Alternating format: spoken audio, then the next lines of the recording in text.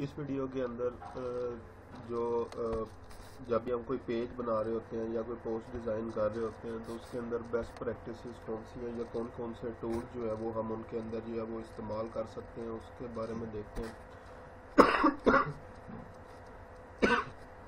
सबसे पहले मैंने पोस्ट पे क्लिक किया और इधर से मैं जो है वो ऐड न्यू पे कर देता हूँ ताकि जो है वो अपने ब्लॉग के ऊपर मैं एक नई पोस्ट कर सकूँ।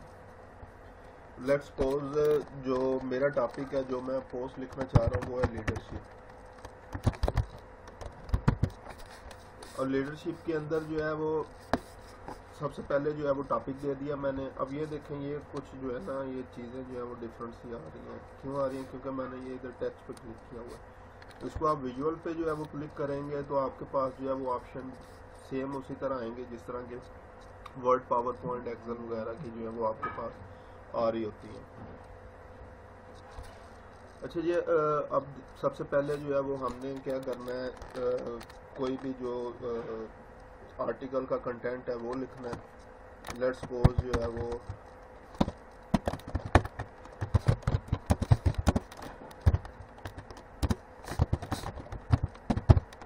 लीडरशिप इन न्यू पैराडाइम, और आगे जो है वो मैं कुछ भी जो है वो लिखता जाता हूँ।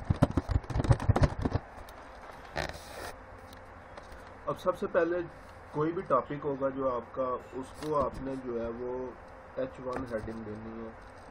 H1 हेडिंग देने का जो है वो मकसद क्या होता है, इसको इन डिटेल हमने जो है वो SEO के अंदर डिस्कस करना है। बेसिकली ये होता है कि जब गूगल अपने जो क्रॉलर जो होता है आपके ब्लॉग के ऊपर या वेबसाइट के ऊपर भेजता है तो सबसे पहले जब वो कीवर्ड्स चेक करता है कौन कौन से यूज़ हुए हैं तो H1 टाइटल देखता है उसका, और H1 हेडिंग जो है वो आपने जो यूज़ की हुई होती है वो देखता है। इसी तरह आगे फर्दर जो है वो अगर आप पैराग्राफ के अंदर कोई और हेडिंग वगैरह यूज़ कर रहे हैं तो उनको जो है वो H2 हेडिंग, H3 हेडिंग इसी हिसाब से जो है वो आप दे सकते हैं। ये 6 हेडिंग्स तक जो है वो आपको अलाउ करता है। उसके बाद नेक्स्ट ये जो मैंने हेडिंग दी है पहले ऑलरेडी बोल्ड है। अगर किसी और चीज़ को मैं बोल्ड करना चाहता हूँ तो इसको मैं क्लिक कर दूँगा।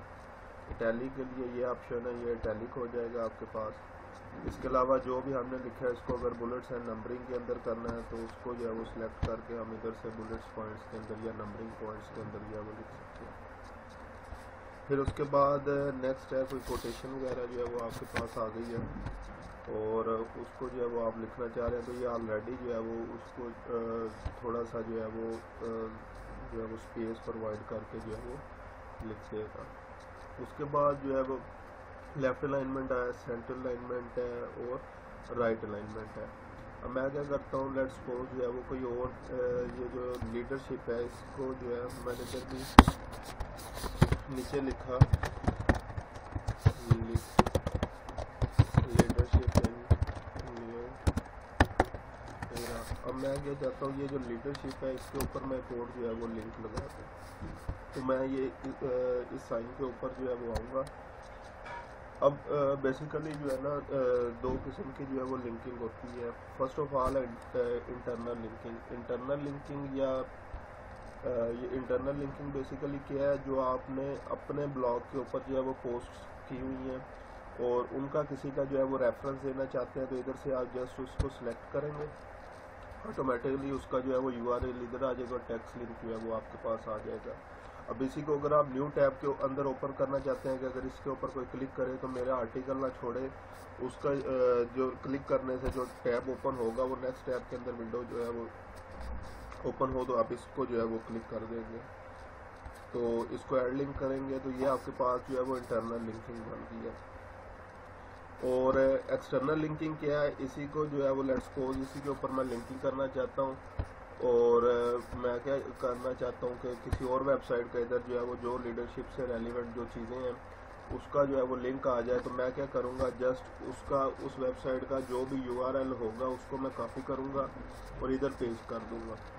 उसका जो भी टॉपिक होगा, अगर मैं टॉपिक लिखना चाहूँ तो ये लिख दूँगा और अगर इसको आपने जो है वो चेक मार्क करना है तो कर सकते हैं, ना भी करें तो कोई इतना फ़र्क जो है वो नहीं पड़ेगा। लेकिन ये होगा कि वो आपके ब्लॉग को छोड़ के उस नेक्स्ट वेबसाइट के ऊपर जो है वो चला जाएगा।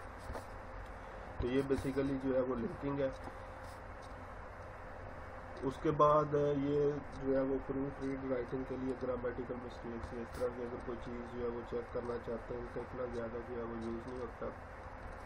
अब उसके बाद आपने क्या करना है, अगर मैं इसके अंदर जो है वो कोई पिक्चर लगाना चाहता हूँ तो डायरेक्ट ऐड मीडिया के ऊपर मैं आऊँगा और फाइल जो है वो सिलेक्ट करूँगा। जो भी मेरे पास जो है वो फाइल पड़ी होगी, मैं अभी क्योंकि मैं पिक्चर जो है वो लगाना चाह रहा हूँ तो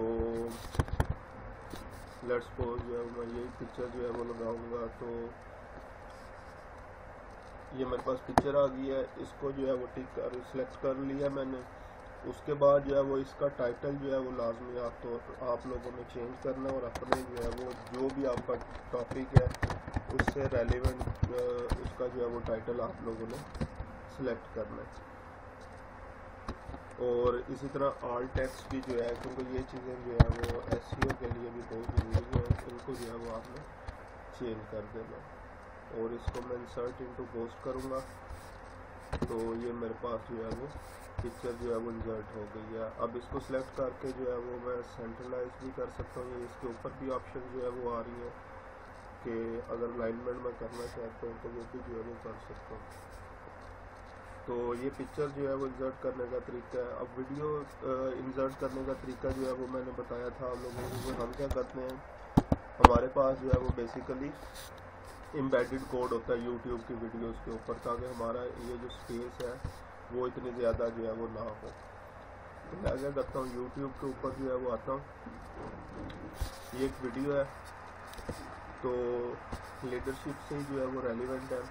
मैं क्या करता हूँ, इसको अपनी जो है वो उस पोस्ट के अंदर जो है वो लगाना चाहता हूँ तो शेयर के ऊपर जो है वो मैं बटन के ऊपर क्लिक करूँगा और ये एम्बेडेड बेसिकली जो है वो लिखा हुआ एम्बेड के ऊपर आया तो ये कोड है, इसको जो है वो कॉपी कर लूँगा। इधर से भी आप जो है वो कॉपी कर सकते हैं।